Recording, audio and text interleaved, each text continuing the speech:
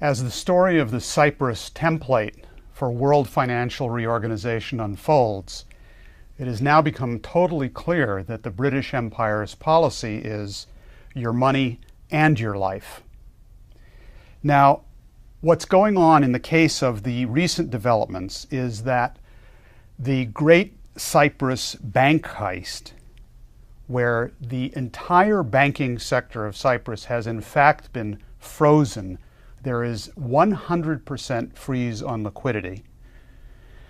This is not something that was done by the European Union, by the European Central Bank and the International Monetary Fund, the well-known and well-despised Troika, as a response to the crisis in Cyprus. That's nonsense. This was something that was long planned, and it actually goes back minimally to a December 2012 planning document jointly issued by the Bank of England and the FDIC of the United States, the Federal Deposit Insurance Corporation, working with input of the Federal Reserve System of the United States. And in fact, it goes back, according to the best evidence that we have in hand so far, to planning documents 6 months earlier than that, issued by the European Union. That's as far back as we have at this point of the black and white, checks in hand, stubs evidence of the planning that is going on for global seizure of your money and your life by the British Empire to try to salvage their completely bankrupt and unsalvageable financial system. There is legislation that is planned. It is stated by the European Union. There are documents being presented to the European Parliament and to the nations involved, and there is also legislation in the United States and further legislation planned, including the notorious and infamous Dodd-Frank bill, which is designed to bring about this great global bank heist. Now, all of the specific facts aside for the moment, and we will go through some of these facts, it was clearly evident, going back quite some time, that this was in fact the intention of the British Empire, even before they themselves had stated that it was their intention. The fact of the matter is that, as Lyndon LaRouche has repeatedly noted, it is intention that is the causal guiding force, not only in human history and in the economy, but in the physical universe as well. And this is a lesson, a deeper, more profound lesson to be learned by the current scandal underway.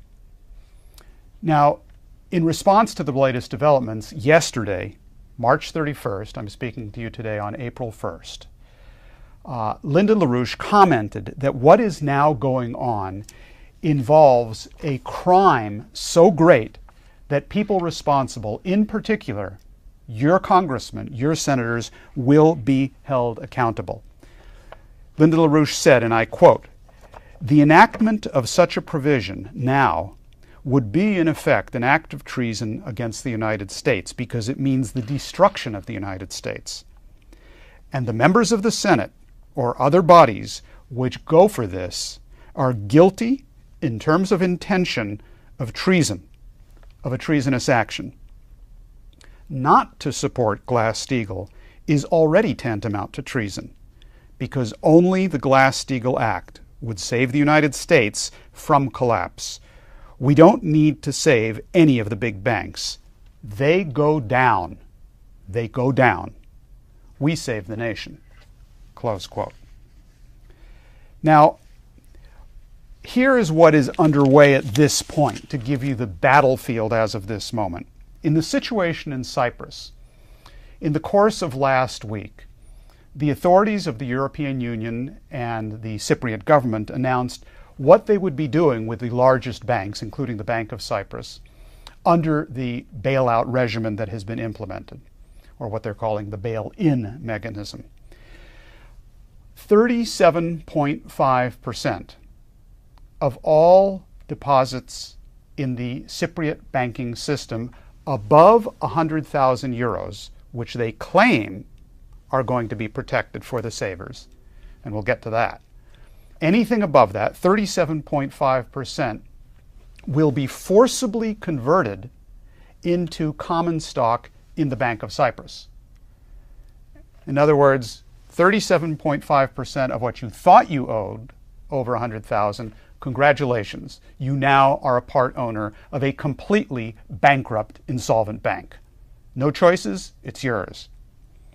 Of the remainder, 22.5% of your deposits you will never see again, and you will not receive any interest on it either.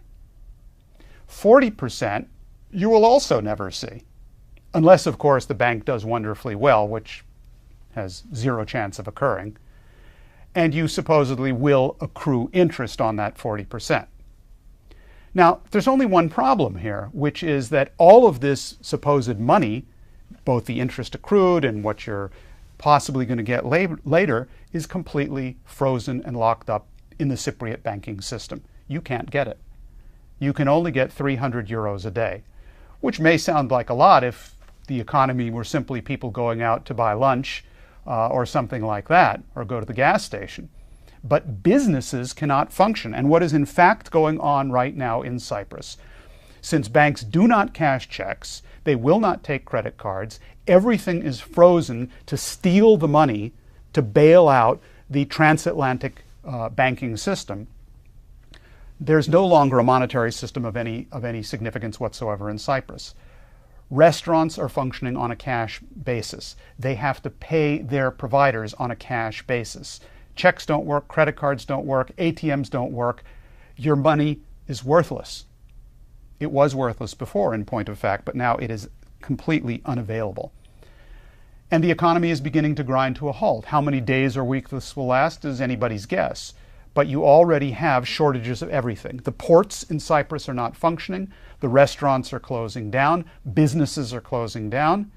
People are not able to eat. The food lines are growing in many of the cities in Cyprus. And there is growing panic in the population, a cross between panic and resignation and despair. Now that's just Cyprus. But the exact same thing, the exact same policy, this Cyprus template, which we've been discussing on this website, is in fact already underway actively in Spain, in the case where bank stockholders or depositors in Spanish banks were sold, they were swindled into buying preferred stocks in those same banks, which now have gone bankrupt, like the famous case of Bankia Bank. So you are now the owner, the proud owner, just like in Cyprus, where it was done involuntarily, except in Spain they swindled you to do it. And you now own stock which is worth 0.1% of what it was worth a few weeks ago.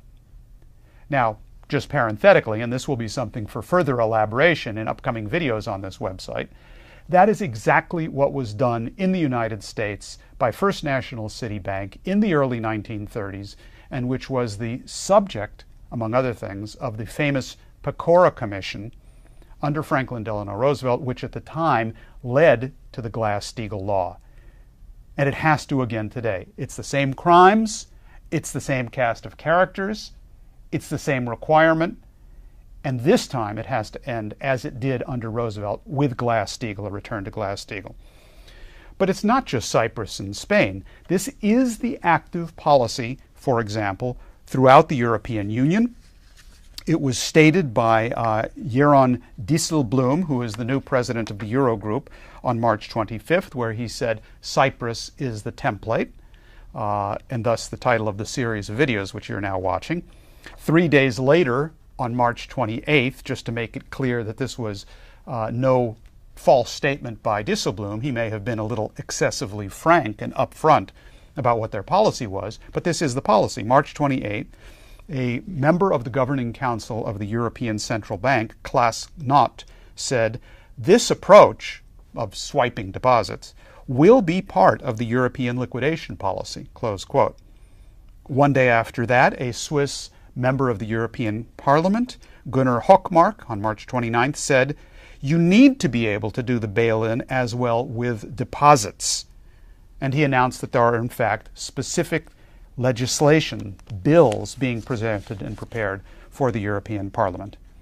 And also, perhaps most explicit of all, was on March 26th, at a press conference, no off-the-cuff remarks, a press conference given by Chantal Hughes, who is the spokeswoman of Michel Barnier, who is the European Commissioner in charge of financial regulation.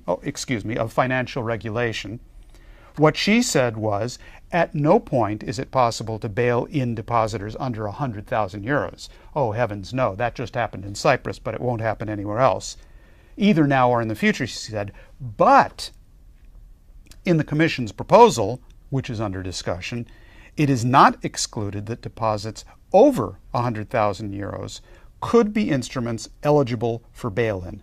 It is a possibility. There are also reports that we have from Canada of the Economic Action Plan of 2013, also laying out the same policy, which is you swipe people's deposits to try to bail out the bankrupt banks, and so on and so forth. So what you're dealing with here, take a step back. Let's look at the entire world.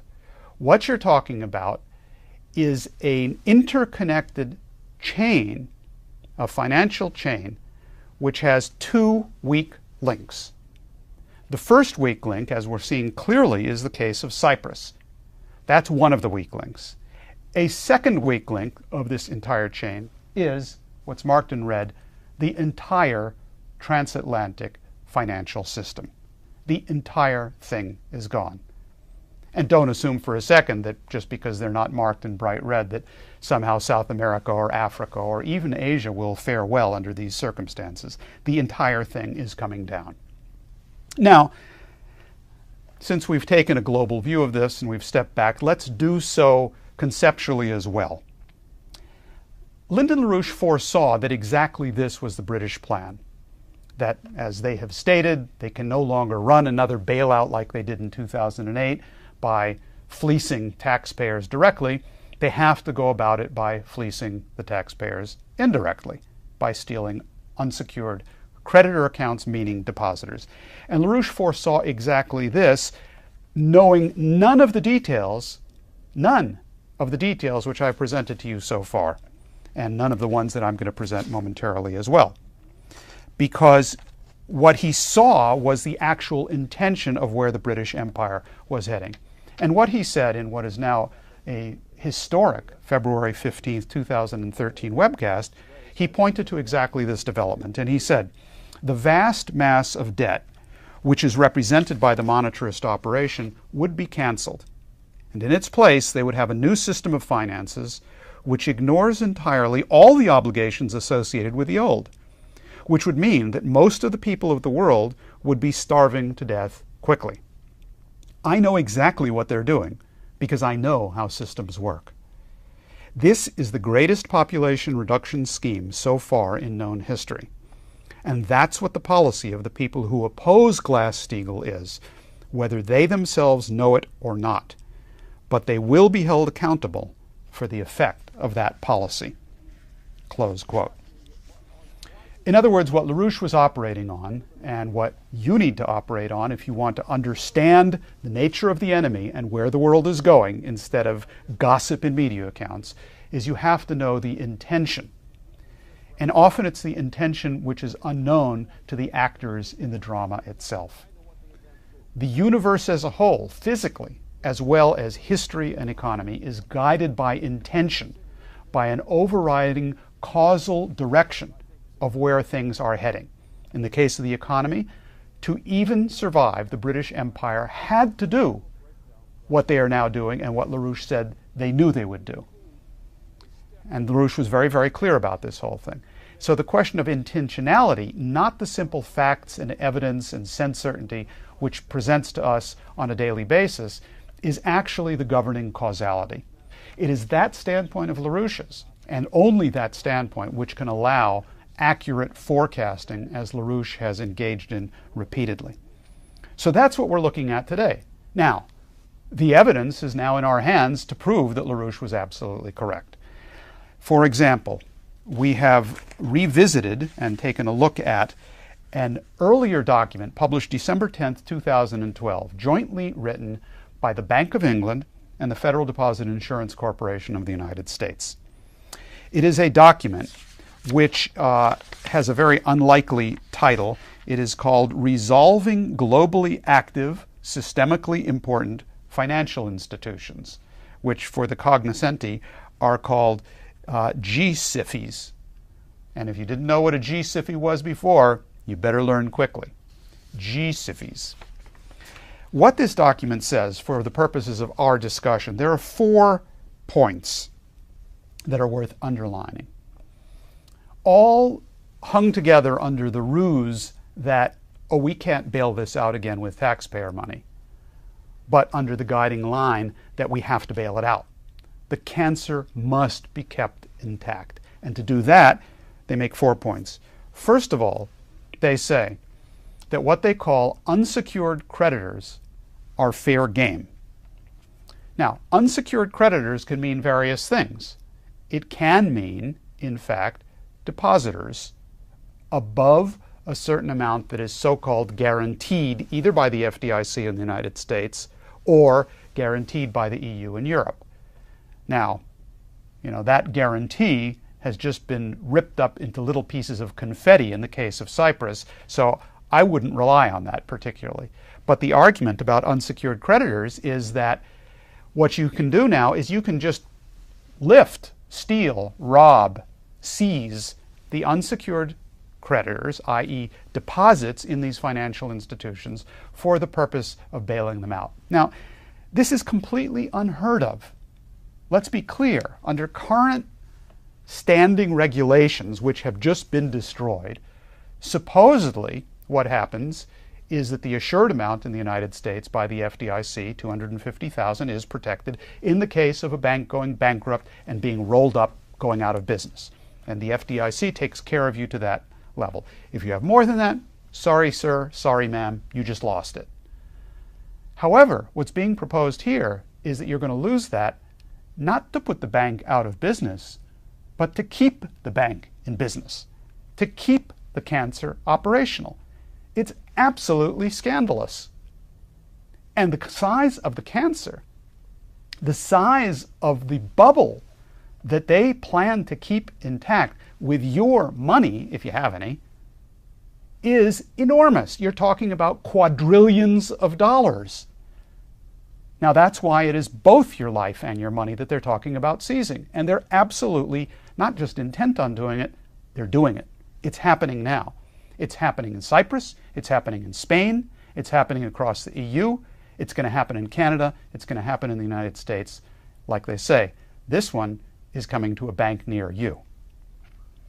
Now, so they want to take the unsecured creditors, number one. Number two, they are talking about using this process to transform the cancer, the speculative bubble, into a leaner, meaner banking system. Exactly what LaRouche was describing. And to this end, they are using and employing the arguments of the idea of too big to fail, of ring fencing, and of the Dodd-Frank bill. In other words, too big to fail. I mean, first of all, the whole idea of too big to fail is nonsense. What do you mean too big to fail? They have failed. They're gone. To argue that they're too big to fail simply is to argue, well, we have to bail them out. And if you say, well, we've got to get rid of banks that are too big to fail by splitting them up, you're talking about saying, well, let's take this metastasized cancer and divide it up into different portions and place the different portions in the body. That's the too big to fail argument. And the point of too big to fail, the problem is not the size of banks or bank deposits. The problem is the function. And if the function is to feed the cancer, it's all got to go. And if the function is not to feed the cancer, as under Glass-Steagall, we salvage it. But what's happening with too big to fail is that this is now the basis, and it is stated in this document, to push through their fascist banking reorganization. Same thing with ring fencing, and they're quite explicit about this thing. This is from the Bank of England FDIC document. Quote, the resulting new private sector operations would be smaller, more manageable, and perhaps more profitable. Ring fencing of a banking group's retail banking activities from the group's investment banking activities would prove particularly valuable in facilitating such a restructuring. So it's not just that too big to fail, ring fencing, the Lekanen Group, electrified ring fencing, Dodd-Frank, all of these things are distractions from Glass-Steagall. They are actually part of the enemy's plan. And anybody who is using that as an excuse to not back Glass-Steagall, as LaRouche said, is committing treason, because the effect of this, as is clear under this document, and as LaRouche foresaw, is that the world's population is going to lose not just their money, but their life. This is a case of your money and your life. That's the second point. The third point of this document. They announce that the joint coordination between the United Kingdom and the United States will best go ahead only after the point where the British banking system is reorganized under a new regulatory authority, which will now incorporate all of the non-deposit taking financial institutions. That means the Goldman Sachses of the financial universe. It's the investment banks, the insurers, it's everybody especially involved in the derivative side. So before that is under this regulatory scheme, the British side of this was not really guaranteed or assured from their standpoint. But they inform the reader, happily, that under those new regulations, which had been approved in Britain, this would go into effect. When? Today, April 1st, 2013. And this is no April Fool's joke. They are now operational to be able to do this. All systems are go. And this is what they're planning to proceed with. Fourth and final point, they announced that they have and will have by the end of this year a detailed plan, bank by bank, of the G-SIFIs, which are the banks that they're going to save. Let the other ones go to hell. But the G-SIFIs will be bailed out, and they will have them identified bank by bank with the exact mechanism for each case by the end of this year. Now, all of this was knowable. And in fact, it was all known without knowing any of the details or any of the predicates, only some of which I've presented to you right now. And that is the case if you think like LaRouche, if you understand what the actual causal relationships are in the physical universe and in the political universe, and are not distracted by sense perception and this nonsense idea that somehow truth is based on that which you perceive. Truth is not based on what you perceive. Truth is based on understanding the underlying universal physical principles that are operating, often with the absolute ignorance of the participants in this. But the problem here with the Senate of the United States and with the Congress of the United States is not principally ignorance. Not that they're not ignorant. They are. But the problem is cowardice. The problem is refusing to see what's directly in front of their eyes because they don't like the implications of acting on that. So we have this national problem of cowardly and therefore blind, willfully blind senators and congressmen and so forth, which LaRouche has made it very clear will be held accountable and must be pressured into adopting Glass-Steagall immediately, because there is no other alternative than this type of worldwide thievery and robbery. This action is actually, in fact, treason against the United States, because it means the destruction of the United States. The enactment of such a provision now would be, in effect, an act of treason against the United States. Not to support Glass-Steagall is already tantamount to treason, because only the Glass-Steagall Act would save the United States from collapse. We don't need to save any of the big banks. They go down, they go down. We save the nation.